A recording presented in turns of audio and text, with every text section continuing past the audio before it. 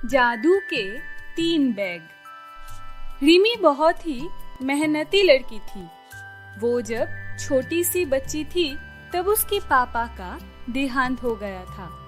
उसकी मम्मा किसी भी तरह से उसकी पालन पोषण कर रही थी, लेकिन अब उसकी मम्मी बीमार हो गई है।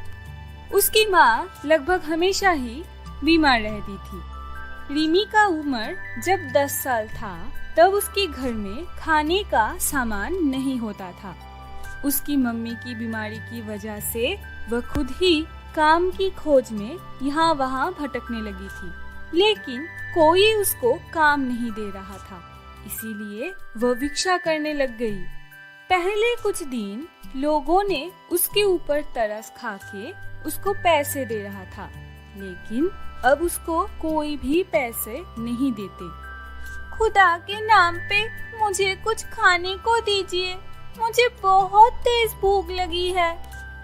तेरा तो ये हर रोज का काम है, भाग यहाँ से, नहीं तो मैं पुलिस में दे दूंगी। रिमी निराश होके वहाँ से चली जाती है। एक दिन रिमी जब अपने घर की तरफ जा रही थी तब आज किसी ने मुझे 1 रुपया भी नहीं दिया। आज हम लोग क्या खाएंगे और मम्मी का दवाई। रिमी जब ऐसा सोच रही थी तभी उसको एक जादूगरनी दिखी। अरे ये कौन है? इनको तो मैं इस गांव में पहले कभी नहीं देखा। इनको देख के तो लग रहा है कि ये बहुत पैसे वाला है। मुझे इनके पास जाना चाहिए, जाके देखती हूँ पैसे मांग के, शायद कुछ मिल जाए। ये सब सोच के रिमी उस जादूगरनी के पास जाती है। खुदा के नाम पे मुझे कुछ पैसे दीजिए, मैं आपके लिए दुआ करूंगी। रिमी की बातें सुन के जादूगरनी की दिल में दर्द हुआ। वक्त इंसान को कहां से कहां लेकर जाता है। बिटिया, मैं तुमको पैसे तो नहीं दे सकती, पर कुछ खाने के लिए दे सकती हूँ। तुम मेरे साथ आओ। ये सब बोल के जादूगरनी रिमी को अपने घर ले जाती है और उसको बहुत सारा फल खाने को देती है। ये लो बिटिया, खा लो। आपका बहुत बहुत शुक्रिया। और लोग तो मुझे भगा देती है। कुछ लोग 2-4 पैसे देते हैं और कोई 1 आध बार बासी रोटी देती है, लेकिन आप तो मुझ जैसी गरीब को इतना सारा अच्छा खाना खाने को दिया। आपको बहुत धन्यवाद। ये बोल के रिमी खाना लेके वहाँ से चली जाती है। मैं उस बच्ची को खाने के लिए कितना कुछ दिया था, लेकिन वह भूखा होने के बावजूद भी कुछ नहीं खाया। और तो और वो लड़की खाना लेके आखिर गई तो गई कहाँ। ये सब सोचते सोचते जादूगरनी अपने काम में व्यस्त हो जाती है। इधर रिमी खाना ले आके अपनी मम्मी को खाने देती है। ये लो मम्मी, खाना खा लो। पता है, आज एक दिलदार औरत मिली थी, उन्होंने मुझे ये सब कुछ खाने को दिया। अगर आज मैं स्वस्थ होती तो तुझे ऐसे हाथ फैलाना नहीं पड़ता। खुद ना खा के मेरे लिए ऐसे खाने के सामान नहीं लाना पड़ता। वो सब बातें छोड़ो मम्मी, तुम ये सब खा लो और खा के सो जाओ। और मम्मी, मैं कुछ पैसों का बचत की थी और कुछ पैसे जुट जाए तो मैं तुम्हारे लिए दवाइयाँ खरीद के ला पाऊंगी। अब तुम थोड़ी देर के लिए सो जाओ। इसके बाद से रिमी हर रोज उस जादूगरनी के घर के सामने बैठी रहती थी। जादूगरनी हर रोज रिमी को कुछ ना कुछ खाने को देती थी, लेकिन रिमी वो सब ना खा के अपने घर ले जाती थी। एक दिन जादूगरनी ने पूछा, आ गई तुम? आज तुम्हारे लिए मैंने अपने हाथों से खीर पकाई थी। आपका बहुत बहुत शुक्रिया। लेकिन मेरे दिल में एक प्रश्न जगी है।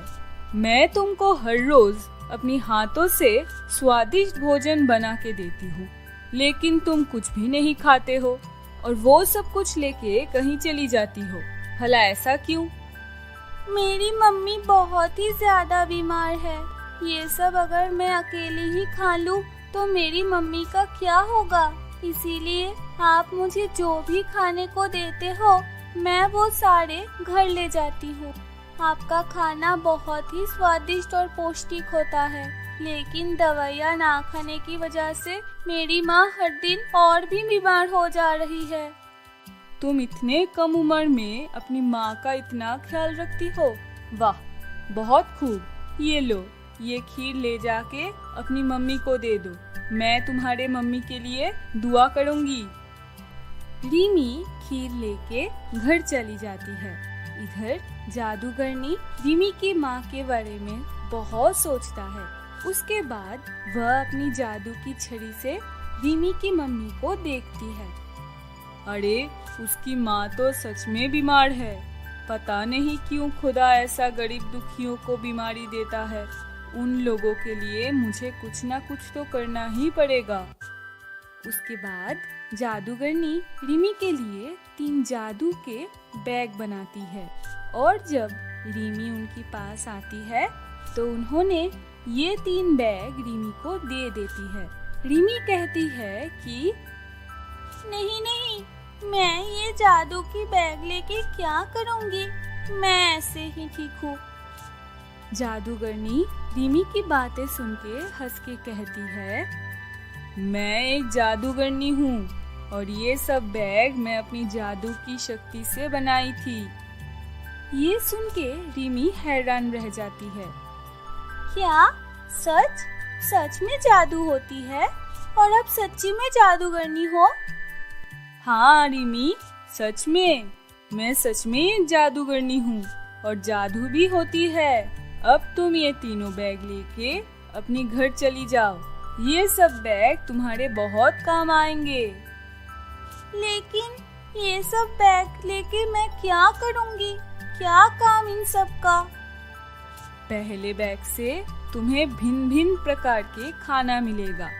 दूसरे बैग से मिलेगा बहुत सारा रुपया और तीसरे बैग से तुम्हें अपनी जरूरत की सारे चीजें मिलेगी जो भी तुम मांगो। हो सकता है वह तुम्हारा मम्मी का दवाइयाँ और फिर तुम्हारा कोई भी जरूरत का सामान लाके दे। आपका बहुत बहुत शुक्रिया। मैं सारे जिंदगी आपका आभारी रहूंगी। और एक और बात है, ये सब बैग तभी तुम्हारी मदद करेगा जब तुम्हें सच में उस चीज का जरूरत होगा। ठीक है जादूगरनी। उसके बाद रीमी वो सारे बैग लेकर अपने घर चला आता है और उसकी मम्मी को कहता है कि देखो ना मम्मी, जो औरत मुझे हर रोज खाने का सामान देती है वो सच में बहुत अच्छी है। उन्होंने आज मुझे 3 जादू का बैग दिया है। जादू की बैग? हाँ, रुको, मैं तुमको अभी दिखाती हूँ। उसके बाद रिमी पहले बैग में हाथ दे के कहती है, मेरे माँ के लिए स्वादिष्ट खाना दे दो। ये बोलने की साथ ही साथ वहाँ पर बहुत सारा स्वादिष्ट भोजन आ जाती है। देखा मम्मी, ये सच में जादू का बैग है। उसके बाद रिमी ऐसे ही बैग में हाथ डाल के दवाइयाँ और जरूरत की सामान बाहर निकलती है। घर के लिए एसी, फ्रीज और बहुत जरूरत का सामान मांग लेती है और माँ बेटी इसके बाद से बहुत अच्छे से रहने लगी। देखा माँ, कल भी मैं चंद पैसों के लिए इधर उधर भटकती रहती थी, लेकिन अब इस जादूगरनी ने मेरी जिंदगी बदल दिया। हाँ बेटिया, लेकिन अब मैं चाहती हूँ कि तुम दिल लगा के पढ़ाई करो और जिंदगी में आगे बढ़ो। और आज उस जादूगरनी ने जैसे तुम्हारी मदद किया है वैसे तुम भी और लोगों की मदद करना। मेरे प्यारे दोस्तों, कैसा लगा हमारा आज का किस्सा? कमेंट करके जरूर बताना। और हमारा ये किस्सा अगर तुमको पसंद आया हो तो तुम्हारे दोस्तों के साथ इसे शेयर जरूर करना।